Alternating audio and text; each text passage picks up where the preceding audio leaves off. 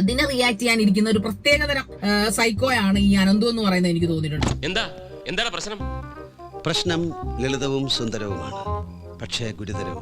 കാരണം വേറൊന്നുമല്ല, പുള്ളിക്കാരന്റെ വീഡിയോസ് ഒക്കെ നമ്മൾ കണ്ടിന്യൂസ് ആയിട്ട് നോക്കിക്കഴിഞ്ഞാൽ നമുക്കൊന്ന് മനസ്സിലാവും. ഒരിക്കലും സമൂഹത്തിന് ഗുണമുള്ള ഒരു ചക്കയെ അയാൾ അതിനകത്തിരുന്ന് ചെയ്യുന്നില്ല.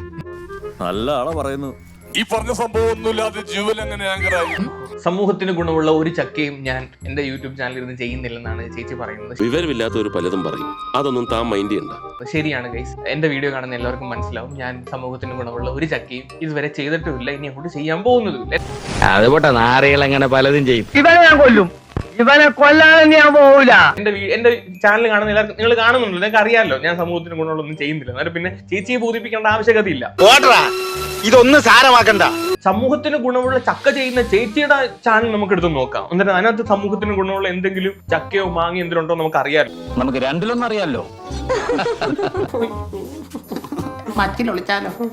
സമൂഹത്തിന് ഗുണമുള്ള നമ്പർ 1 ചക്ക, രേണു സുധിയെ സൈബർ അറ്റാക്ക് ചെയ്യുന്നു.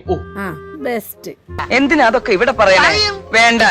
സമൂഹത്തിന് ഗുണമുള്ള വലിയ ചക്കയാണ്. അടുത്ത്, രേണു സുധിയെ വിമർശിക്കുന്ന മുഖമില്ലാത്ത എന്തുകൊണ്ട്? നന്മയുള്ള യൂട്യൂബർ. ഇവന്റെ ശരിക്കും പ്രശ്നം എന്താണ്? അത് എന്നെ പറ്റിയാണ് കേട്ടോ. അറിയോ? എന്ന് എവിടെ വെച്ച് എത്ര മണിക്ക്? അത് ഏതോ ഒരു സിനിമയുടെ റിവ്യൂ ഇട്ടിട്ടുണ്ട്. പിന്നെ ഇത്രയും ഗതികെട്ട യൂട്യൂബേഴ്സ്, കഥയറിയാതെ ആട്ടം കാണുന്ന പൊട്ടന്മാർ. ഇതിനകത്ത് എവിടാ ചേച്ചി സമൂഹത്തിന് ഗുണമുള്ള ചക്ക? അങ്ങനെയൊക്കെ ചോദിച്ചാൽ ഇപ്പൊ എങ്ങനെ? ഒന്ന് പറഞ്ഞു കൊടുത്താ, ഒന്ന് പറഞ്ഞു കൊടുക്കുന്നു. അല്ലെ, ഞാൻ ഇത്രയും ഒരു വീഡിയോ അടുപ്പിച്ചടുപ്പിച്ച് നോക്കിയിട്ട് അതിനകത്ത് സമൂഹത്തിന് ഗുണമുള്ള ഒരു ചക്കയും ഞാൻ കണ്ടില്ല. ചേച്ചി അറിയാതെ ഇതിന്റെ ഇടയ്ക്ക് ഒരു ചക്കയോ മാങ്ങയോ പൂട്ടി വെച്ചിട്ടുണ്ടെന്ന് പറഞ്ഞു കേട്ടോ, നമുക്ക് കാണാൻ പറ്റുന്നില്ല. മുതലും പലിശ ചേർത്ത് കിട്ടി. തപ്പി വന്നപ്പോ ചേച്ചിയുടെ സമൂഹത്തിന് ഗുണമുള്ള ഒരു ചക്ക ഞാൻ കണ്ട്. കക്കൂസ് ഇല്ലാത്ത കേരളം. ചേച്ചിയെ പറ്റി തന്നെ ചെയ്ത വീഡിയോ ആണോ കക്കൂസ് ഇല്ലാത്ത കേരളം? അവമാനിക്കരുത്, ഞാൻ നല്ലൊരു കുടുംബത്തിൽ പറഞ്ഞവനാണ്. നീ നല്ല കുടുംബത്തിൽ പറഞ്ഞു, ഞാൻ പിന്നെ മറ്റേ കുടുംബത്തിൽ പറഞ്ഞാണല്ലോ. ചാരിക്ക് ഇല്ലാത്ത കേരളം ഇടുന്നതായിരിക്കും കുറച്ചും കൂടെ നല്ലത്. എന്താണെങ്കിലും പോട്ടെ, ചെയ്യുന്നുണ്ട് കേട്ടോ ചേച്ചി. അതിനോ സത്യമാണ് പറഞ്ഞത്, സമൂഹത്തിന് ഗുണമുള്ള ഒരു ചക്കയാണ് നിങ്ങൾ പോയി കാണുന്നത്. ഒരു കയ്യബദ്ധം നാറ്റുകരുത്. ചേച്ചി പറയുന്ന ബാക്കി നമുക്ക് കേൾക്കാം ഗൈസ്. അപ്പോ അതുകൊണ്ട് തന്നെ എന്നെ വിമർശിക്കാൻ അയാൾക്ക് ഒരു യോഗ്യതയില്ല. നല്ല കറക്റ്റായിട്ട് നമുക്ക് അറിയാവുന്ന കാര്യമാണ്. എങ്കിലും അതെ ചേച്ചിയെ വിമർശിക്കാനുള്ള ഒരു യോഗ്യത എനിക്കില്ല. അത് എനിക്കും അറിയാവുന്ന കാര്യമാണ്. 100% ഞാൻ അതിനോട് യോജിക്കുന്നു.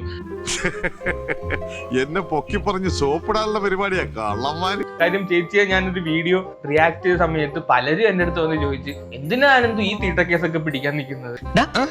കിട്ടിയാ? ഇല്ല, ചോദിച്ചു വാങ്ങിച്ചു. പോവാ. അതൊക്കെ പറ കാർത്തിയാനി, അയൽവക്കക്കാര് കേൾക്കും.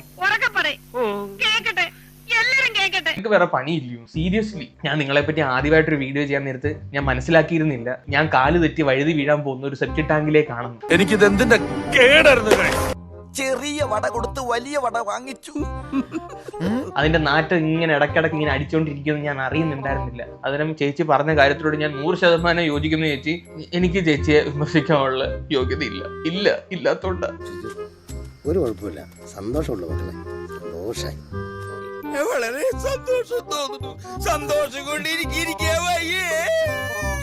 സന്തോഷാസുക്കള എത്ര കിട്ടിയാലും പഠിക്കൂലെന്ന് വെച്ചാൽ